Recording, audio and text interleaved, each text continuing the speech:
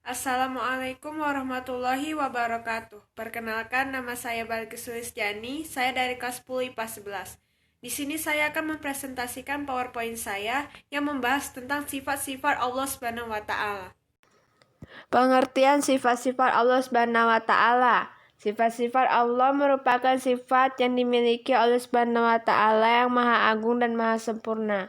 Nah, kita sebagai umat muslim harus mengetahui sifat-sifat Allah, yakni sifat wajib Allah dan sifat mustahil Allah. Sifat wajib Allah adalah sifat yang tidak bisa dipungkiri, sudah ada dan melekat pada Allah Subhanahu wa taala. Dan sifat mustahil yaitu sifat yang tidak mungkin dimiliki Allah.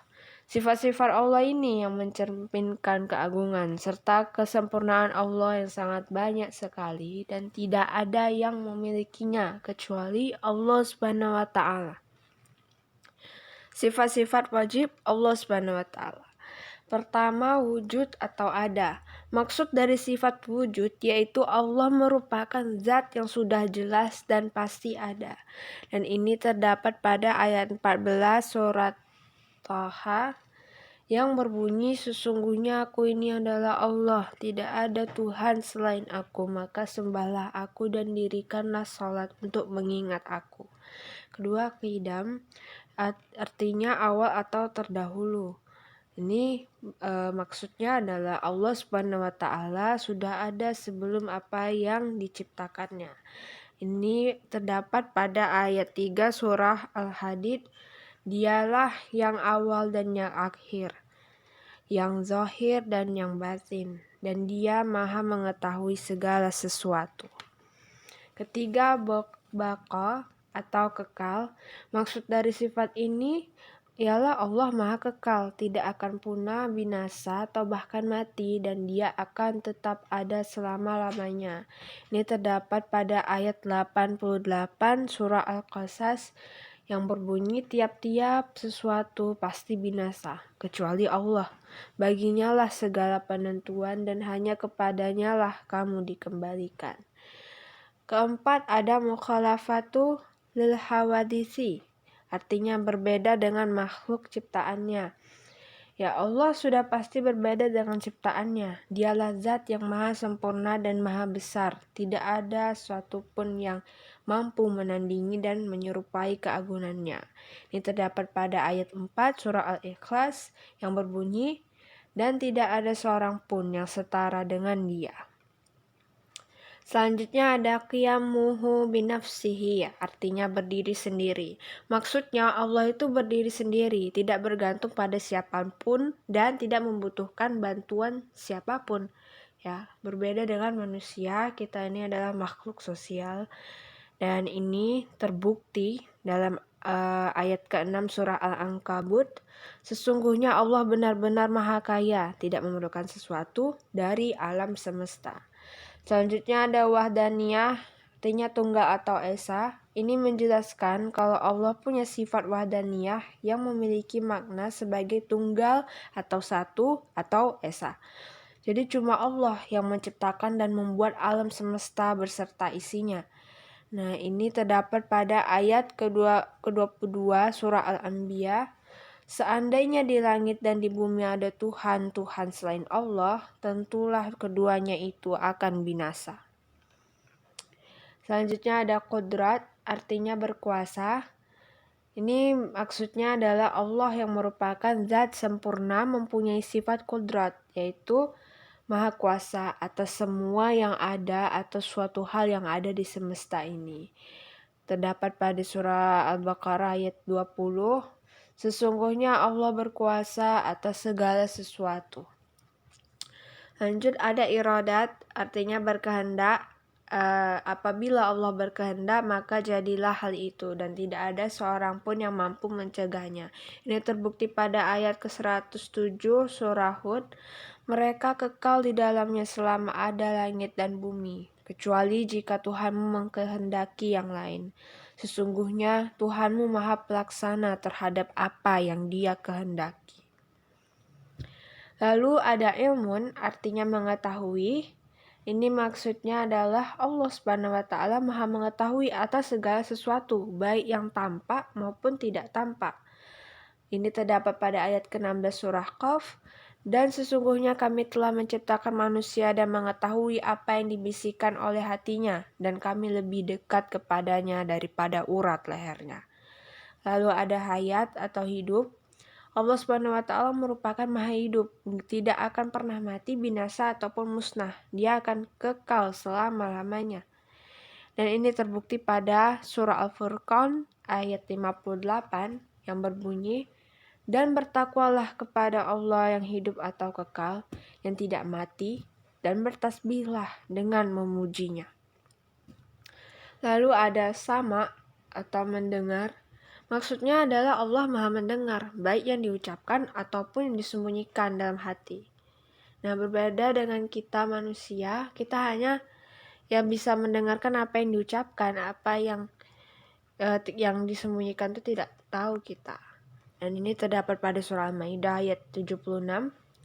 Dan Allah lah yang maha mendengar lagi maha mengetahui. Lalu ada basar atau melihat. Allah bisa melihat segala sesuatu yang ada. Penglihatan Allah nggak terbatas dan dia mengetahui apapun yang terjadi di dunia ini. Ini terdapat pada surah Al-Hujurat ayat 18. Dan Allah melihat atas apa yang kamu kerjakan. Lalu ada kalam atau berfirman. Allah itu berfirman dan ia bisa berbicara atau berkata secara sempurna tanpa bantuan dari apapun. Terbukti dari adanya firman-Nya dari kitab-kitab yang diturunkan melalui para nabi. Dan ini terbukti pada surah Al-A'raf ayat 143 yang berbunyi. Dan tatkala Musa datang untuk pada waktu yang telah kami tentukan dan Tuhan telah berfirman langsung kepadanya. Selanjutnya ada qadiron atau berkuasa. Allah ini maha kuasa atas segala hal atau sesuatu yang ada di alam semesta ini. Ini terbukti pada surah Al-Baqarah ayat 20. Hampir kilat itu menyambar penglihatan mereka. Setiap kali sinar itu menyinari mereka, mereka berjalan di bawah sinar itu. Dan bila gelap menimpa mereka, mereka berhenti. Jika Allah mengkehendaki, niscaya Dia melenyapkan pendengaran dan penglihatan mereka. Sesungguhnya Allah berkuasa atas segala sesuatu. Selanjutnya ada muridon atau berkehendak. Maksudnya adalah jika Allah sudah menakdirkan suatu perkara, maka tidak ada yang bisa menolak dari kehendaknya. Nah, ini terdapat pada surah Hud ayat 107 yang berbunyi, mereka kekal di dalamnya selama ada langit dan bumi, kecuali jika Tuhanmu mengkehendaki yang lain. Sesungguhnya Tuhanmu maha pelaksanya terhadap apa yang Dia kehendaki. Lalu ada aliman atau mengetahui. Allah adalah zat yang maha mengetahui segala sesuatu hal yang ditampakkan ataupun yang disembunyikan darinya. Tidak ada satupun makhluk yang bisa menandingi pengetahuan milik Allah Subhanahu wa taala. Yang terdapat pada surah An-Nisa ayat 176 yang berbunyi, dan Allah maha mengetahui segala sesuatu. Sifat wajib Allah selanjutnya ada hayyan atau hidup. Ini dimaksudkan bahwa Allah adalah zat yang hidup dan tidak akan mati, tidak akan tidur ataupun lengah sedikit pun. Berbeda dengan kita makhluk hidup, dalam waktu tertentu kita bisa saja lelah dan kemudian tertidur, dan Allah itu tidak. Nah, ini terdapat pada ayat ke-58 dari surah Al-Furqan yang berbunyi, dan bertakwalah kepada Allah yang hidup yang tidak mati dan bertasbihlah dengan memujinya, dan cukuplah Dia maha mengetahui dosa-dosa hambanya. Lalu ada sami'an, mendengar. Maksud dari sifat ini adalah Allah selalu mendengar pembicaraan manusia, permintaan manusia, ataupun doa hambanya. Jadi kita tidak perlu khawatir ketika berdoa kenapa tidak dikabulkan. Allah sudah tahu yang terbaik ya buat kita. Lalu ada basyiran atau melihat. Nah, keadaan Allah yang melihat tiap-tiap yang mewujudah atau benda yang ada. Allah selalu melihat gerak-gerik kamu. Makanya hendaknya kamu selalu berbuat baik. Karena apa-apa yang kita lakukan di dunia tentu akan dipertanggungjawabkan di akhirat kelak. Lalu ada mutakaliman atau berfirman atau berkata-kata. Sama dengan kalam, mutakaliman juga berarti berfirman. Firman Allah terwujud melalui kitab-kitab suci yang diturunkan melalui para nabi. Selanjutnya, apa sifat mustahil bagi Allah? Pertama, Adam, yang artinya adalah tiada. Sifat ini kebalikan dari sifat wajib wujud yang artinya ada. Kedua, huduts, yang artinya bisa diperbaharui atau ada yang mendahului. Tentu sifat ini adalah lawan dari qidam karena Allah merupakan sang pencipta alam semesta beserta isinya. Lalu fana sendiri artinya binasa dan kebalikan dari sifat kekal yang artinya selama-lamanya. Allah Subhanahu wa taala tidak mungkin musnah, binasa ataupun mati karena Allah abadi sampai selamanya. 4. Mumasalatuhu lil hawadith. Sifat mustahil yang ini mempunyai arti menyerupai makhluknya. Hal ini berseberangan dengan sifat wajib Allah yang menandakan kalau Allah Maha Agung dan gak ada sesuatu yang menyerupai dan menandinginya.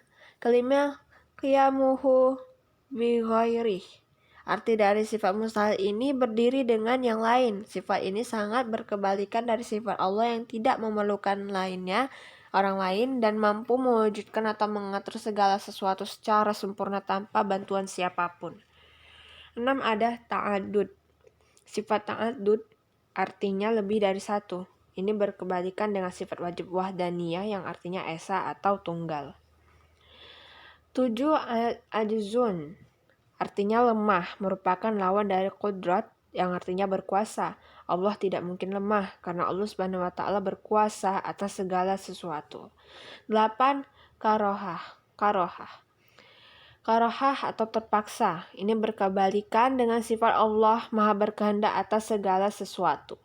9. Jahlun atau bodoh, bukan menjadi sifat Allah karena Allah Maha sempurna dan udah menciptakan alam semesta beserta isinya. 10. Mautun. Allah Subhanahu wa taala tidak mungkin mempunyai sifat maut karena Allah tidak akan mati dan tidak akan kekal sampai kapanpun juga. 11. Syamamun. Artinya tuli. Dan Allah Subhanahu wa taala tidak akan tuli karena Allah Subhanahu wa taala merupakan yang maha mendengar segala sesuatu yang ada di alam semesta ini. 12. Ama atau buta. Merupakan kebalikan dari sifat Allah yang maha melihat. Apapun juga baik itu yang tampak ataupun yang disembunyikan. 13. Bakamum. Allah Subhanahu wa taala tidak mempunyai sifat bisu karena Allah Maha berfirman dengan sempurna dan terbukti dengan terciptakannya kitab suci melalui para nabi. 14. Kaunuhu ajizan. Allah Subhanahu wa taala tidak mungkin lemah karena Allah Subhanahu wa taala Sang Maha Pencipta dari alam semesta dan seisinya serta mempunyai kuasa atas segala hal di dunia ini. 15. Kaunuhu karihan. Allah Subhanahu wa taala bukan zat yang terpaksa karena Allah Maha berkehendak atas segala sesuatu dan tidak ada seorang pun yang bisa mencegahnya. 16. Kaunuhu jahilan. Allah Subhanahu wa taala mempunyai sifat yang mustahil bodoh yang menjadi kebalikan dari sifat wajib yang menandakan bahwa Allah Maha mengetahui dan melihat segala sesuatu yang ada di alam semesta ini. 17. Kaunuhu mayitan.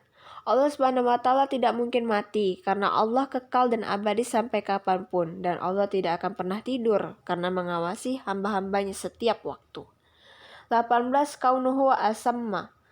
Allah Subhanahu wa taala tidak mempunyai sifat tuli karena Allah Subhanahu wa taala Maha mendengar dan pendengarannya tidak terbatas dan meliputi segala hal. 19. Ada kaunuhu ama. Sifat mustahil ini artinya buta. Ini berkebalikan dengan sifat wajib Allah yang maha sempurna dengan penglihatannya. Ke-20 atau yang terakhir adalah kaunuhu abkama. Tidak mungkin Allah mempunyai sifat bisu karena Allah Subhanahu wa taala Maha berfirman dengan kata-kata yang sempurna dan sudah tertuang di dalam kitab sucinya. Nah, apa tujuan kita mempelajari dan mengetahui sifat-sifat Allah? Nah, Ini bertujuan agar kita semakin mendekatkan diri dengan Allah Subhanahu wa taala sehingga keimanan kita pun semakin kuat serta mendapatkan rahmat, kemuliaan dan pahala di sisi Allah. Dan juga senantiasa mengingat Allah Subhanahu wa taala dengan semua sifat maha sempurnanya.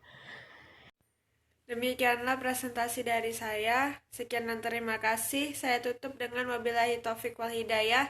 Wassalamualaikum warahmatullahi wabarakatuh.